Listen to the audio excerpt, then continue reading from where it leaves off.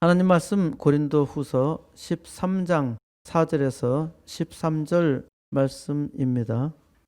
그리스도께서 약하심으로 십자가에 못 박히셨으나 하나님의 능력으로 살아 계시니 우리도 그 안에서 약하나 너에게 대하여 하나님의 능력으로 그와 함께 살리라. 아멘. 사람은 복을 받아야 합니다. 사람은 반드시 복을 받아야 합니다. 사람은 복을 받지 않으면 살 수 없기 때문입니다. 세상 만물 중에서 복을 구하는 것은 사람밖에 없지요. 또 사람은 누구나 하나님을 믿는 사람이든 믿지 않는 사람이든 똑같이 복을 구합니다. 그런데 많은 사람들은 복을 누가 주는지 알지 못하지요. 하나님께서 우리에게 복을 주시사 복을 주시는 분을 알게 하셨고 믿게 하셨고 의지하게 하셨습니다. 이를 더욱더 감사하며 복된 자로 하나님 앞에 살기를 바랍니다. 사람이 모든 것을 다 가졌다 하더라도 복을 받지 못하면 사람은 절대로 살 수가 없습니다. 또한 사람은 자기가 받은 복을 알지 못해도 잘 살아갈 수가 없어요. 어떤 악당은 다른 사람들의 복을 강탈하기도 합니다. 복을 받지 못한 사람이죠. 우리는 복을 받지 못한 사람들을 많이 보아왔습니다. 복을 받지 못하는 사람들의 삶에서도 교훈을 얻을 수 있어야 합니다. 어리석은 자의 삶에서 교훈을 얻지 못하면 우리도 어리석은 자로 어리석은 삶을 살게 됩니다. 그리스의 선박왕 오나시스를 아시는지요? 오나시스는 JFK 케네디의 부인이었던 제클린 여사와 결혼함으로써 세계에 아주 유명한 사람이 되었습니다. 선박왕으로 부자여서 유명했던 것이 아니라 케네디 대통령의 부인과 결혼한 것 때문에 세계적으로 유명한 사람이 되었던 것입니다. 세상에서 가장 부유했고 가장 유명했던 남자 중에 하나가 오나시스였습니다. 그의 이름은 종종 골든 그릭, 그릭은 그리스를 말하는 거죠. 그래서 황금 그리스인이라 부르기도 하는데 황금 그리스 사람이라는 말이죠. 황금 그리스인. 이 사람은 금 골든인데 저는 철입니다. 저는 황금 철입니다. 참으로 약한 자이나 하나님께서 하나님의 나라를 위해서 하나님의 능력으로 골든 철로 만들어 주신 것을 믿습니다. 황금의 입을 가진 설교자가 있었습니다. 요한 크리소스톰이라고 초기 기독교의 교부로 설교를 아주 강력하게 했기 때문에 황금의 입을 가졌다고 말합니다. 저도 하나님 앞에 황금의 입을 갖기를 바라며 기도합니다. 오나시스의 본 이름은 아리스토텔레스 소크라테스였습니다. 그러니까 아리스토텔레스, 소크라테스, 오나시스입니다. 참 괜찮은 이름은 다 가지고 있죠. 세계 역사 가운데서 인간적으로 가장 똑똑했던 철학자가 소크라테스 원조였고, 그리고 아리스토텔레스, 그 이름을 다 가졌으니까 얼마나 똑똑했습니까? 똑똑해서 돈을 참 많이 벌었죠. 그러나 오나시스는 그 이름처럼 똑똑하게 살지는 못하고 어리석게, 그는 요한계시록에 나오는 서머나 교회가 있었던 터키의 서머나에서 태어났습니다. 1922년 그리스가 터키를 침공했는데 그의 아버지는 침공군 그리스군에 협력했다는 이유로 투옥되자 탈출하게 되었고 그리스로 이주했습니다. 1946년 해운의 거물 리바노스의 딸과 결혼했습니다. 오나시스는 리바노스와 결혼해서 아들 알렉산더와 딸 크리스티나 두 자녀를 두었습니다. 1960년에 오페라 가수로 세계적인 명성을 가졌던 소프라노 마리아 칼라스 부인과의 불륜으로 이혼했습니다. 오나시스와 칼라스는 둘 다 자기의 원래 배우자와 이혼했고 수년 동안 관계가 계속되었지만은 서로 결혼하지는 않았습니다. 오나시스가 제클린 케네디 부인에게 구애를 시작하게 되었을 때 흥미를 잃었다고 합니다. 오나시스는 1968년 10월 존 F 케네디 미국 대통령의 미망인 그녀와 결혼했습니다. 제클린은 독실한 로마 가톨릭 신자였기 때문에 이 결혼 소식은 전 세계에 충격적이었습니다. 왜냐하면 로마 가톨릭 교회의 법은 이혼한 사람과 결혼하는 것이 금지되었기 때문입니다. 또한 자기의 시동생인 로버트 F 케네디, 존 F 케네디의 동생이죠. 민주당 대표도 암살된 지 얼마 되지 않았습니다. 당시에 한 신문의 헤드라인은 제키 어떻게 그럴 수 있니? 이런 표제 기사를 띄웠습니다. 이런 기사 제목은 어떻게 보면은 미국의 자존심에 똥칠한 것에 분노한 것이 아닌가 합니다. 오나시스는 24살이었던 자기의 아들 알렉산더가 아테네의 활주로에서 추락하여 죽자 충격에 빠졌습니다. 이로 인해서 오나시스는 건강이 급격히 악화되면서 근육질환인 중증 근무력증으로 1975년 3월 69세의 나이로 세상을 떠납니다. 오나시스는 제클린과 이혼할 생각이었는데 7년을 함께 살았고 허무하게 인생을 종치고 말았습니다.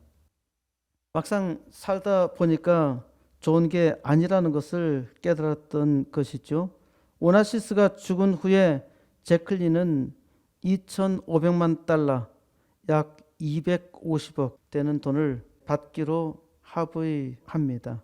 오나시스가 여성 편력이 심했다는 것은 그가 남긴 말에서 그 생각을 읽을 수 있습니다. 여성이 없었다면 세상의 모든 돈은 의미가 없었다. 오나시스에 대해서 우리나라에서는 아주 이상한 이야기가 돌고 있습니다. 오나시스는 화려한 무대에서 노래를 불러 박수갈채를 받던 마리아 칼라스에 반해서 마리아 칼라스와 살면 얼마나 행복할까 생각하다가 드디어 칼라스와 결혼하게 되었다. 그러나 8년도 못 되어 칼라스가 주부로서 너무 모자라고 권태가 나서 이혼한 후 제클린과 다시 결혼했다. 케네디 미국 대통령의 아내였던 제클린과 함께 살면 행복할 줄 알았는데 그러지 못했다.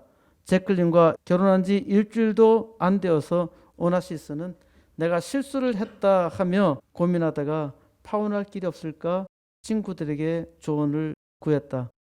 그러나 제클린이 엄청난 위자료를 요구하니까 쉽게 이혼도 하지 못했다. 제클린은 한 달에 24억 원이나 되는 돈을 펑펑 쓰는데 화가 나서 오나시스는 혈압이 올라갈 수밖에 없었다. 제클린이 돈을 무지무지 많이 쓴 것은 사실입니다. 그런데 여기 있는 내용은 사실이 아니라 누가 쓴 내용입니다. 게다가 아들이 죽은 충격으로 오나시스는 얼마 못 살고 69세의 나이로 죽었다. 끝까지 이혼에 합의하지 않던 제클린은 엄청난 오나시스의 유산을 거의 차지했다. 오나시스가 죽을 때 이런 말을 했다고 합니다. 나는 인생을 헛살았다. 하나님께서 주신 축복을 쓰레기로 던지고 간다. 천사처럼 노래를 잘 부르는 칼라스와 살아도 최고의 여자였던 제클린과 살아도 후회뿐입니다. 이들은 사회적 명성은 높았을지 몰라도 한 남자를 행복하게 하지는 못했다. 누가 쓴 소설인지 제가 찾아내지는 못했는데 기사를 검색해 보면은 어떤 신문에는 거의 그대로 한두 개가 아니더라고요. 거의 그대로 이 내용을 쓰기도 했습니다. 이 내용은 사실이 아닐지라도 하나님께서 주신 축복을 쓰레기로 던지고 말았다는 말은 적절한 평가입니다. 많은 부로 자기만의 쾌락을 위해서 살았기에 하는 말이겠죠. 이와 유사한 거짓 기사들이 왕왕 있으니까 인터넷에 떠도는 이야기를 너무 사실로 믿으면 안 됩니다.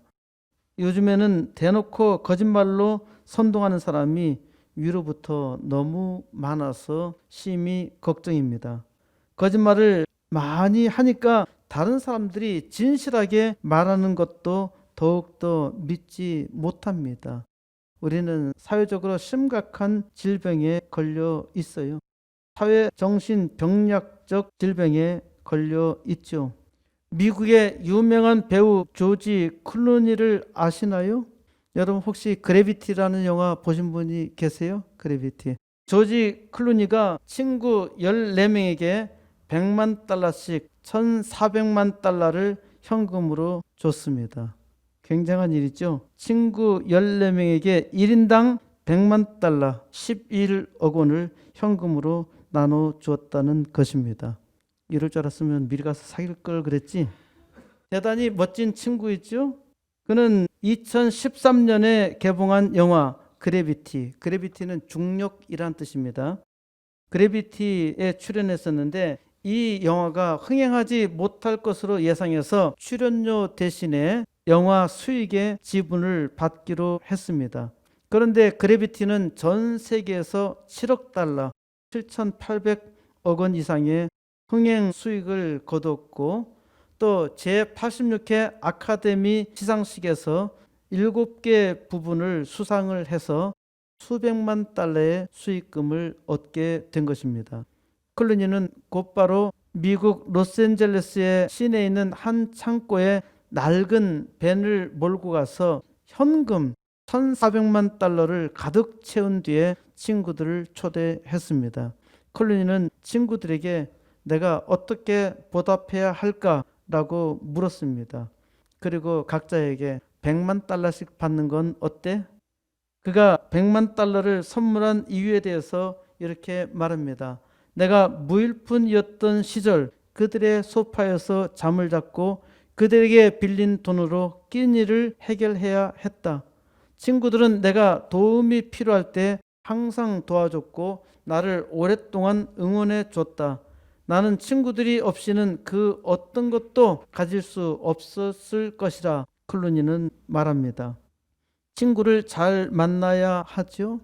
친구를 잘 만나면 서로 좋은 것입니다. 친구에게 돈을 줘서 좋은 것이 아니라 이런 거는 기대하지도 말아야 하지요. 그리고 친구에게 돈을 빌려서도 안 되고 빌려줘도 안 됩니다. 대개 돈 관계를 거래한 친구들은 다 떨어지고 원수가 되어버려요. 친구는 서로 큰 힘이 되어주기 때문에 좋은 것이죠.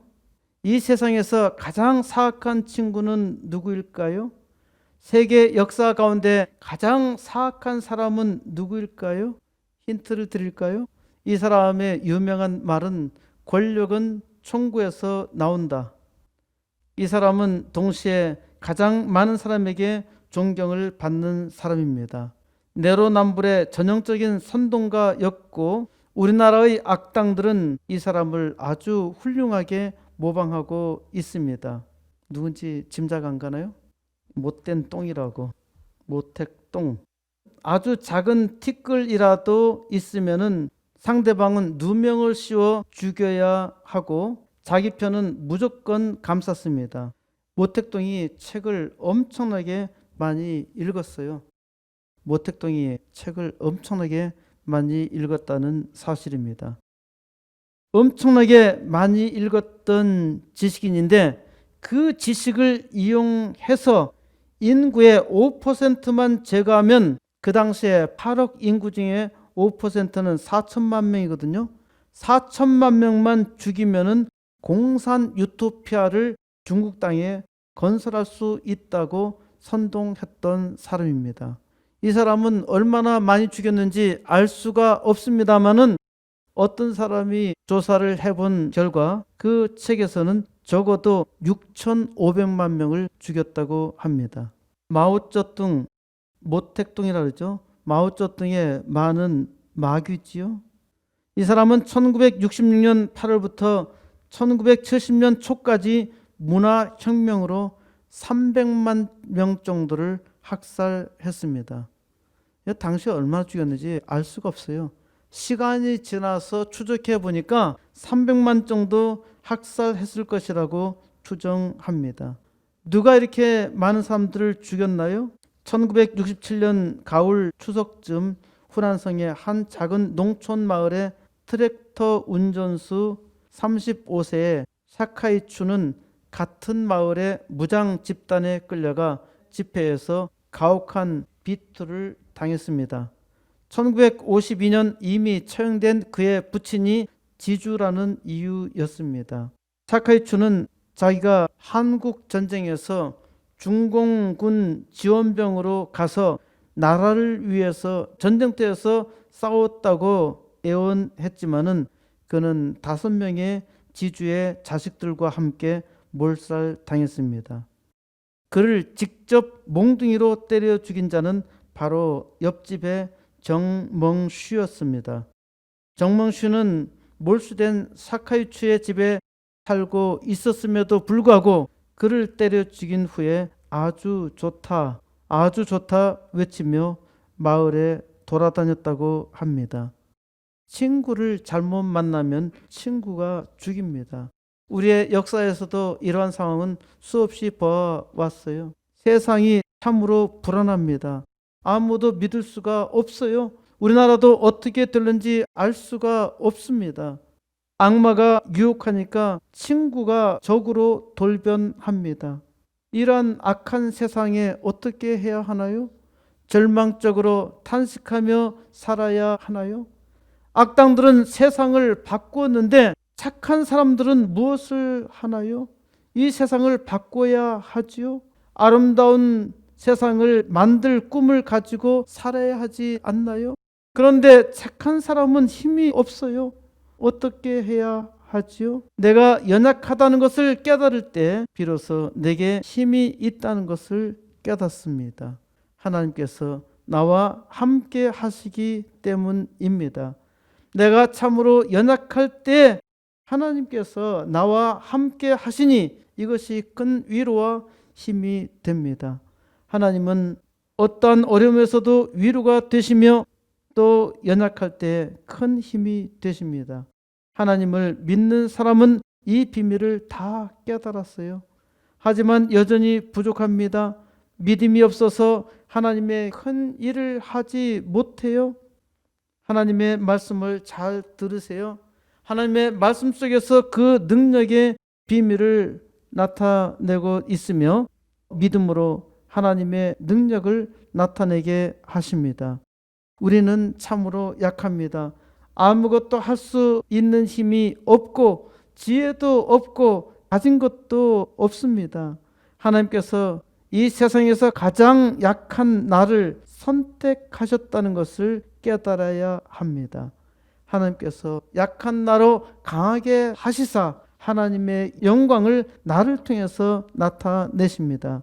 하나님께서 내가 참으로 약하다는 것을 깨닫게 해 주시며 이를 통해서 오직 하나님만 의지하게 하십니다.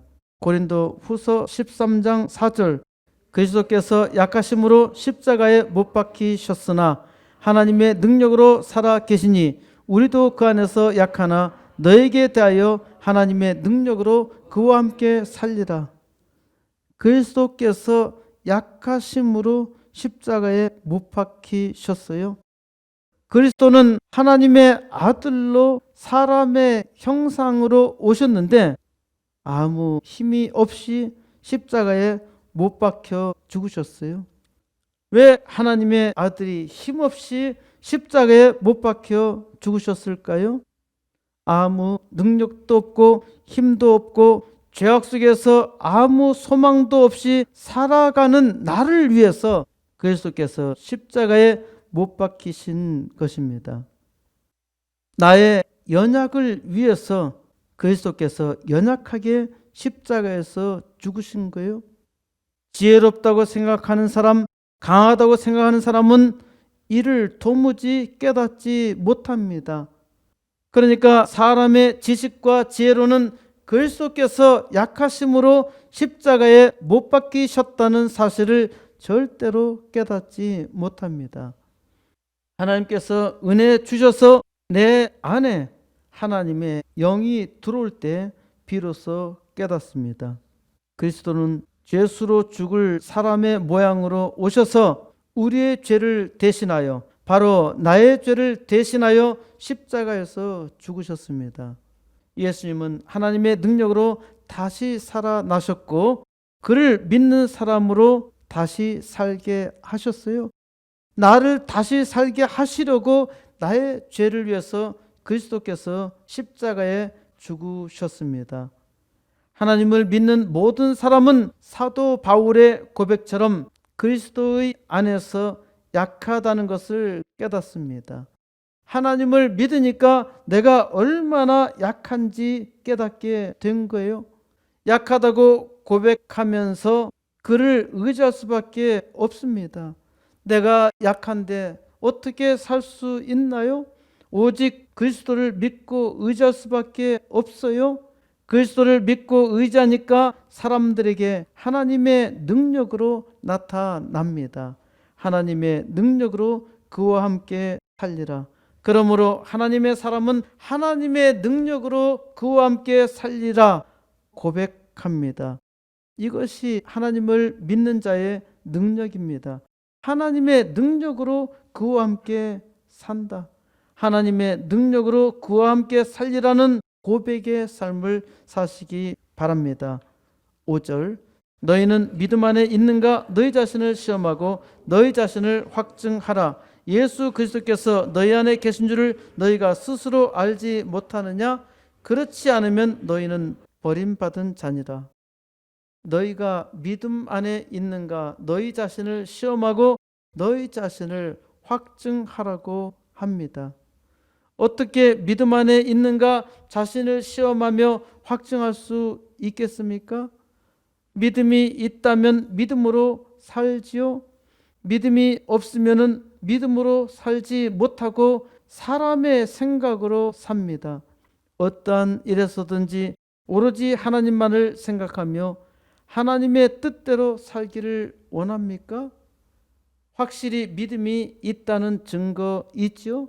하나님께서 증거해 주시는 겁니다. 범사에 하나님보다 자기를 먼저 생각합니까? 아직도 믿음이 없다는 것이죠. 범사에 하나님을 생각하는 것이 전혀 없습니까?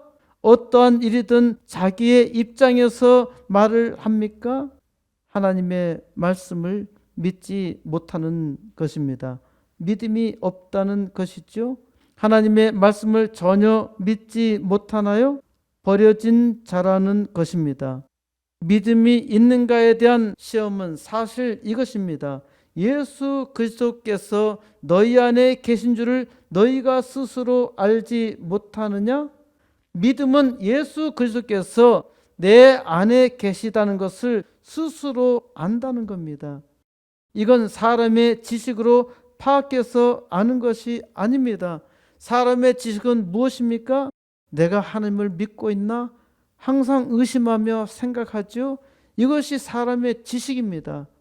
그런데 하나님의 영은 너는 그리스도를 믿고 있어. 의심하지 마. 너는 믿는 거야. 이제 믿음으로 살아. 이게 하나님의 영이 말씀하시는 것이죠. 그렇기 때문에 하나님의 영이 있는 사람은 자기의 입으로 그리스도가 나의 주라고 고백합니다. 성령 하나님께서 그리스도를 알게 하고 고백하게 합니다. 예수 그리스도를 나의 구세주라고 고백하면은 계속해서 하나님의 은혜가 임하게 되고 믿음이 점점 자랍니다. 믿음이 자라면은 하나님의 뜻대로 살기를 간구하지요. 믿음이 자라는데도 하나님의 뜻대로 살기를 거부한다면은 문제가 있는 겁니다. 믿음이 성장하지 못하고 정죄한 사람들이 꽤 많습니다. 하나님께서 풍성한 은혜를 주셔도 사람이 잘 받지 못하는 거예요. 그럼에도 불구하고 하나님은 계속 은혜를 주십니다. 6절, 우리가 버림받은 자 되지 아니한 것을 너희가 알기를 내가 바라고. 사도 바울과 함께한 동역자들은 우리가 버려진 것이 아니라는 것을 너희가 알기를 바란다는 겁니다. 우리가 참 약하게 보이지, 힘들게 보이지, 고난도 많이 받는 것처럼 보이지, 우리가 버림받은 것이 아니야. 하나님께서 은혜 주시는데 그 은혜로 보면은 하나님의 은혜가 풍성한 것을 깨닫게 됩니다. 하나님의 은혜 속에 있다는 것을 너희가 알기를 내가 바라고 있다는 것입니다. 7절, 우리가 하나님께서 너희로 악을 조금도 행하지 않게 하시기를 구하노니 이는 우리가 옳은 자임을 나타내고자 함이 아니라 오직 우리는 버림받은 자 같을지라도 너희는 선을 행하게 하고자 함이라. 악을 행하는 것은 사람의 본성입니다. 사람은 누구나 악을 행해요. 악을 행하지 않는 사람은 단 한 사람도 없습니다. 모든 사람이 죄인이기 때문입니다. 하나님을 믿는 사람도 약하여서 죄를 짓습니다. 고린트 교인들도 많은 죄를 지었습니다. 바울은 지금 고린트 교회의 성도들이 악을 조금도 행하지 않기를 하나님께 간구합니다. 이러한 기도로 바울이 인정받고자 하는 것이 아니라 바울이 버림을 받는다 하더라도 고린트 교인들이 선을 행하기를 바랬던 것입니다. 선을 행하다가도 인정도 받지 못하고 싫어 버림을 받는 경우가 종종 있죠. 착한 일을 하다가 버림을 받는다 하더라도 착한 일을 해야 하지요. 악당들은 보세요. 사람들이 착한 일을 하는 것을 좋아하지 않습니다. 악당들이 착한 사람이 착한 일을 하는 것을 좋아하지 않는다 하더라도 착한 일을 해야 하지 않나요? 하나님의 일을 하는 사람은 더욱더 착한 일을 하도록 기도하며 착한 일을 해야 합니다. 이러한 일로 말미암아 악한 사람도 착한 일을 하는 기회가 될 수 있기 때문입니다. 악을 악으로 대해서 잘 될 일은 없어요. 악을 선으로 갚으라고 말씀하셨지요. 8절, 우리는 진리를 거슬러 아무것도 할 수 없고 오직 진리를 위할 뿐이니. 하나님의 사람은 진리를 거슬러서 아무것도 할 수가 없어요. 하나님 말씀을 위해서, 오직 하나님 말씀 진리를 위해서 일할 뿐입니다. 진리를 위해서 일하는 것이 부름받은 자의 소명이잖아요. 하나님께서 부르신 자들은 진리를 위해서 일합니다.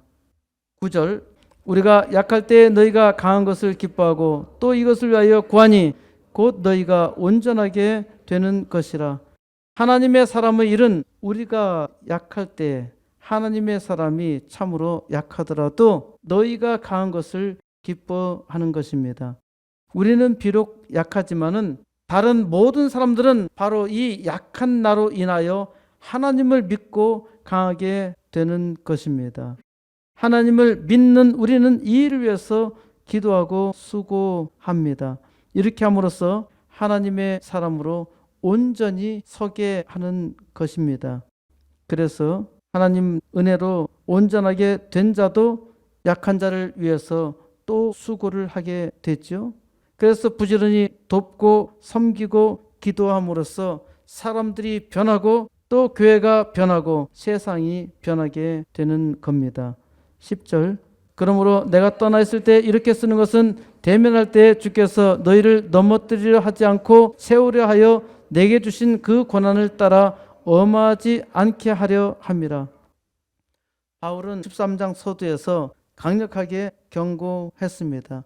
교회에서 잘못한 사람들에 대해서 용서하지 않겠다고 말합니다. 하지만 지금 이렇게 너희와 같이 있지 않을 때 편지를 쓰는 까닭은 너희를 망하게 하려는 것이 아니라 세우고자 하는 것이라 말합니다. 하나님께서 주신 권한에 따라서 엄하게 대하지 않고 사람을 세우겠다고 말합니다. 코린트 교회는 참으로 악하며 고치기 어려웠습니다. 그럼에도 불구하고 교회를 바르게 세우기 위해서 기도하며 수고를 다했던 것입니다. 교회는 하나님의 은혜가 없으면 무너지기가 쉽습니다. 교회도 항상 하나님의 은혜를 구해야 하는 것이죠. 이와 같이 코스모스 교회도 코린트 교회를 보면서 오늘날 교회를 회복하고 부흥의 역사를 이루기 위해서 기도하며 수고합니다. 그래서 교회의 부흥이 하나님께서 코스모스 교회를 세운 이유이며 존재 이유입니다. 11절 마지막으로 말하노니 형제들아 기뻐하라. 온전하게 되며 위로를 받으며 마음을 같이하며 평안할지어다. 또 사랑과 평강의 하나님이 너희와 함께 계시리라. 거룩하게 입맞춤으로 서로 문안하라. 바울은 마지막으로 권면합니다. 그리스도 안에서 형제로 부름받은 사람들에게 말합니다. 교회로 하나 된 공동체 무리는 바울의 이 권면으로 하나 되어야 합니다. 첫째는 기뻐하라. 기뻐하라는 것이죠. 항상 기뻐해야 합니다. 무슨 일이 있든지 어떠한 어려움에도 기뻐해야 합니다. 어떠한 환경에서도 모든 일에 기뻐할 수 있다는 것은 복된 일이죠. 둘째로 온전하게 되어야 합니다. 하나님의 백성들이 믿음으로 온전하게 자라야 하지요. 무슨 일이든 믿음으로 구하며 행해야 하는 것입니다. 셋째로 위로를 받아야 합니다. 하나님의 위로가 넘치는 교회가 되어야 합니다. 위로는 하나님께서 개입하시는 특별한 은혜입니다. 위로는 어떠한 일에서든 큰 힘이 됩니다. 넷째로 마음을 같이 해야 합니다. 그래서 교회가 한 가지 소망으로 하나님께서 뜻하신 일을 함께 이루어야 합니다. 하나님께서 코스모스 교회에 주신 한 소망으로 우리는 한 뜻 가운데 함께 구하며 함께 이 일을 동력하며 이루어야 합니다. 마지막으로는 평안해야 합니다. 어떠한 환난과 풍파에도 하나님의 평강이 넘쳐야 해요. 그래서 하나님을 잘 믿는 사람은 어떠한 환경에서도 항상 기뻐하며 항상 하나님의 평강이 넘칩니다. 그리고 사랑과 평강의 하나님이 너희와 함께 하십니다. 사랑과 평강의 하나님이 나와 함께 하시는 것을 믿고서 하나님과 함께 하시는 증거를 나타내야 합니다. 그러므로 하나님께서 은혜로 부르신 성도는 거룩한 입맞춤으로 서로 문안해야 합니다. 이것이 하나님께서 세우신 아름다운 믿음의 공동체의 표적이죠. 이로 말미암아 교회가 부흥하는 것이고 교회가 부흥하면 반드시 세상은 변합니다. 하나님의 영광이 온 우주에 선포하게 되는데 하나님께서 이 일을 위해서 코스모스 교회를 여기에 세우셨음을 믿어야 합니다. 12절 모든 성도가 너희에게 문안하느니라. 모든 성도가 하나님께서 세우신 교회에 문안합니다. 성도의 교제, 교회의 교제가 일어나야 하죠. 예수 그리스도로 거룩하게 성별된 성도는 서로 문안하며 하나님의 역사를 함께 사모하며 함께 은혜가 넘치는 교회, 또 함께 이 땅에 하나님의 영광을 나타내는 역사를 이룹니다. 하나님의 은혜가 충만한 교회로 부흥의 역사를 이루고 세상을 바꿉니다. 13절 주 예수 그리스도의 은혜와 하나님의 사랑과 성령의 교통하심이 너희 무리와 함께 있을지어다. 이 말씀은 모든 교회에서 예배를 마치는 마지막 축도에서 항상 축복하는 말씀으로 선언되고 있는 말씀입니다. 교회는 항상 축복해야 합니다. 교회는 축복하기 위해서 존재합니다. 예배는 하나님의 축복을 받고 복된 삶을 살겠다는 고백을 하며 더욱더 복을 받고 그 복을 증거합니다. 성도의 삶이라는 것은 축복입니다. 그래서 하나님께서 택하신 자로 복을 빌어주게 하고 그것으로 세상을 복되게 합니다. 이처럼 복을 빌어주는 종교가 어디에 있습니까? 온 우주에 기독교만이 축복의 종교입니다. 예수 그리스도의 십자가 죽으심으로 저주받아서 우리가 영영 죽을 죄에서 우리의 죄를 대신하여 우리를 구원하시고 우리로 복을 받게 하여 주이사 이제 그리스도 안에서 복된 인생을 살게 하셨습니다. 그러니까 이제는 더욱더 복된 인생을 살아야 합니다. 하나님의 능력으로 그와 함께 살리라. 나는 본래 지극히 약한 자입니다. 예전에는 강한 줄 알았더니 이건 순전히 착각이었습니다. 하나님을 만나자 내가 참으로 약하다는 것을 깨달았고 이 약한 나를 위해서 나의 발목을 잡고 있는 내 죄를 대신하여 십자가에 죽으심으로 나의 모든 죄와 약함을 십자가에 못 박으셨습니다. 나로 하여금 이제 하나님의 능력으로 예수와 함께 살게 하시려고 하나님께서 약함으로 십자가에 달려 죽으셨어요. 하나님의 능력으로 그와 함께 살리라. 이제 하나님의 능력으로 예수와 함께 사시기 바랍니다. 하나님을 진실로 믿는 하나님의 백성들은 모두 다 예수의 능력으로 하나님의 능력으로 예수와 함께 삽니다. 인생의 모든 영역에서 나의 이 땅의 모든 삶에서 하나님의 능력으로 예수와 함께 사시는 증거를 나타내시기 바랍니다. 하나님의 능력이 하나님을 믿는 그 삶에 먼저 나타나서 그 모든 인생이 복되고 또 복된 나를 만나는 사람들마다 복이 되며 변하여 세상에 복이 되기를 바랍니다. 이제 하나님의 사람이 오직 하나님의 능력으로 세상을 아름답게 바꾸는 역사 속히 이루시기를 우리 주 예수 그리스도의 이름으로 간절히 축원드립니다.